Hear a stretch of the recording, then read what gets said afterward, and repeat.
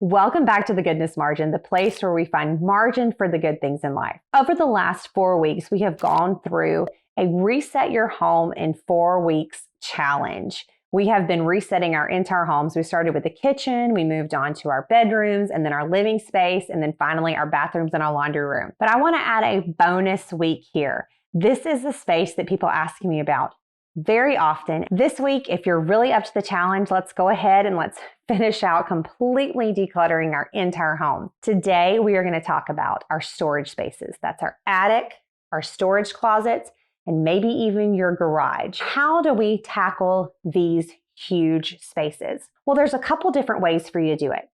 You could set aside a day, or maybe even for my garage, I'd probably need several days, and you can really hit it hard that way.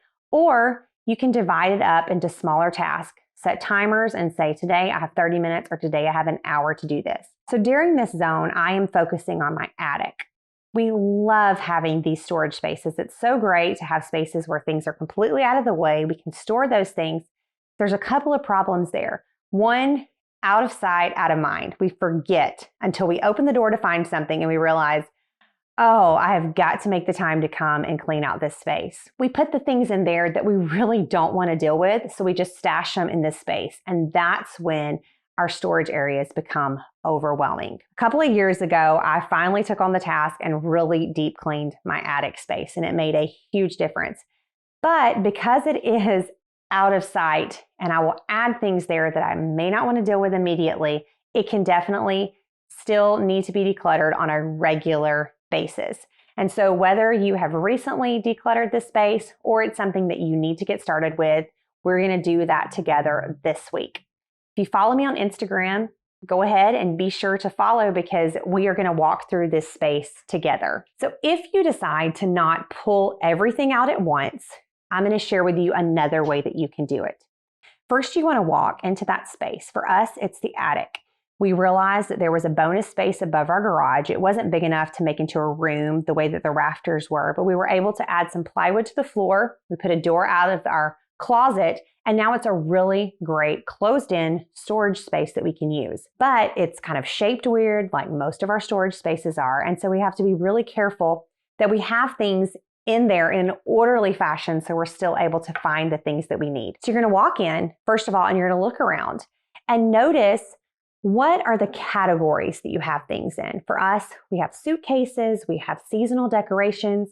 I have some baskets where I'll change out baskets and bins and closets, and then I will save those because they're my favorite containers from the Container Store, or they're these Target baskets that I use in my kids' closets, and we may not need them right now, but I may need them later, and so I'm going to keep those stored there.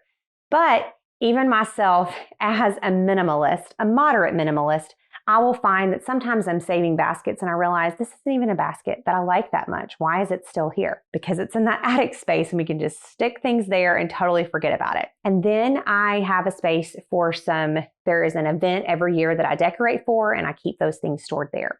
My husband and I pastor a church, and the church doesn't have very much storage, so I keep some stuff stored in my attic for the church. Then I also have some toys up there. We still have some wooden trains that were my son's when he was little. We do pull those out a couple of times a year.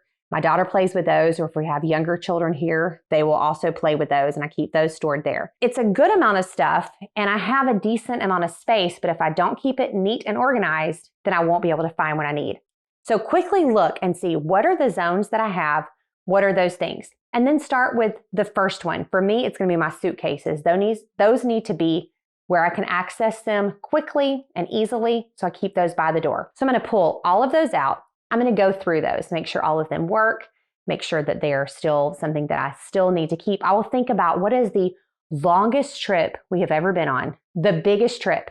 What are the most amount of suitcases we're ever going to need? If I have more than that, then I need to let some of those go. And then I'm going to make sure if I need to vacuum that space or whatever I need to do and put those back.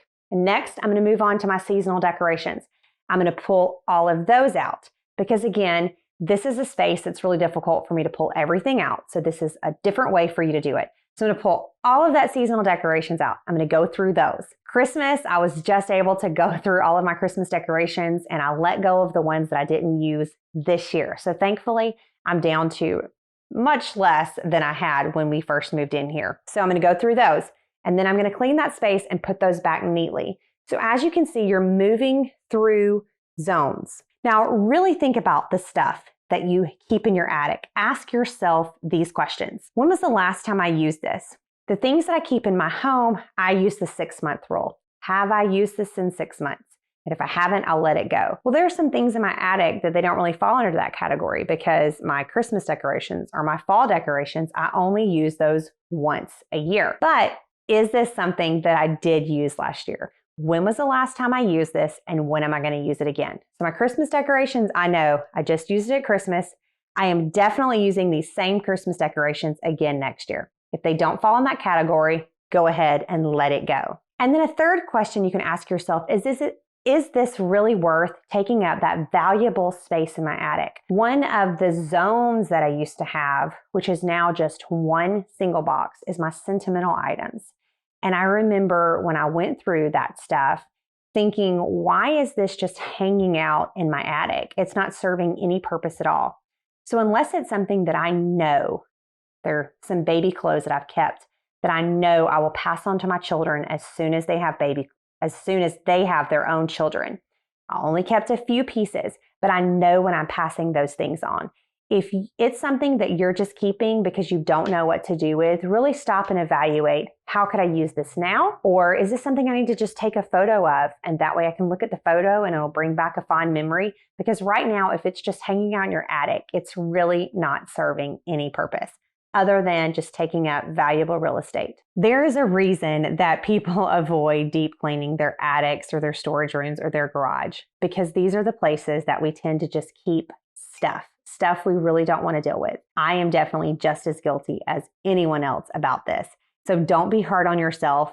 If this is you, then you're in good company because most of us do this. I think that we can do this. I know we can do this. We can deep clean our attics. We can deep clean those storage units.